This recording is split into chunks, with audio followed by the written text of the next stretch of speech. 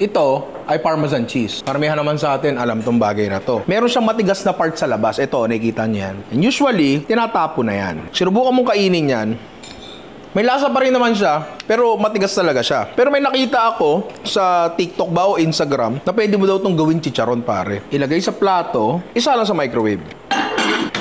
On high, lagay natin sa 1 minute, pare. Siyempre, depende yan sa power ng oven nyo. Pero pag kulang, dagdagan nyo na lang. Pag ito gumana, napakagandang bagay niya kasi itong Parmesan cheese na to, mahal yan, pre. At usually, kasama sa timbang, hindi pala usually, kasama sa timbang yung rind. Hindi naman natin nagagamit yun. So sana, gumana to para meron na tayong paggagamitan nun, pare. Okay na to.